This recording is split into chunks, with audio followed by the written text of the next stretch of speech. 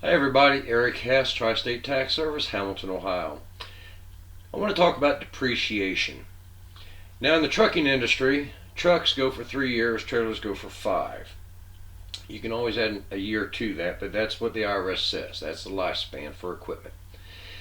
Now, most trucks I recommend to take a straight line depreciation on, and trailers.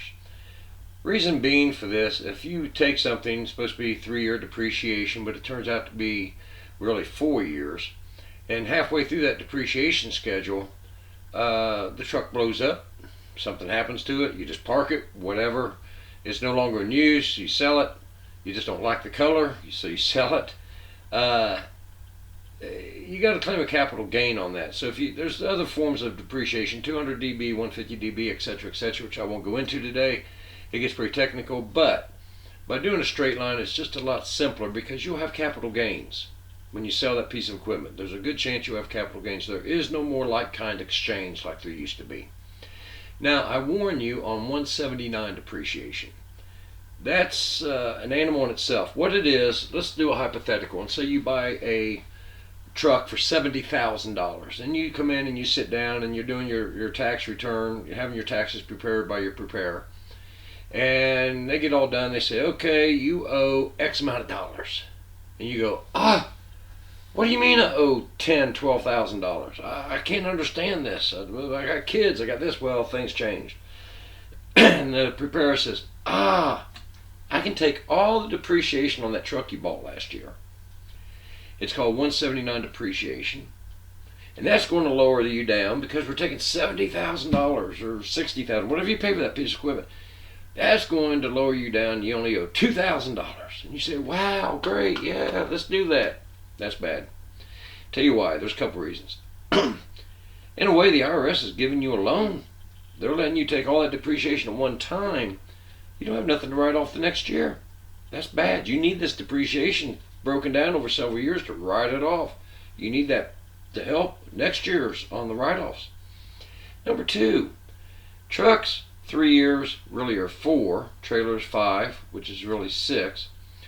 2 years down the road, you decide to sell that piece of equipment for whatever reason. You don't like the color, the engine blows up, the transmission's falling out of it, whatever reason. 2 years down the road, you decide to change and get something else. You've already taken on 179, you've taken all that depreciation at one time. Now, it's halfway through the depreciation schedule.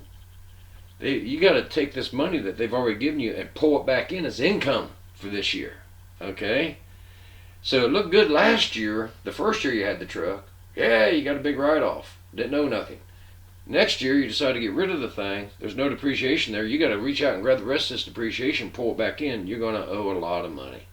You're going to owe. I don't recommend it. Now, if you're the type of person that you know for sure you're going to buy another truck the next year, and another truck the year after that, we might work out something. You can take half.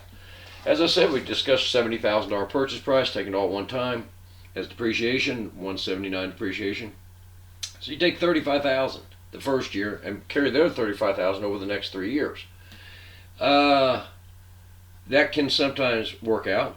At least if you do decide to get rid of that piece of equipment, you'll be not so far in debt, you might say, on pulling back in what you got to throw in as income on the next year's tax return or whenever you get rid of the truck.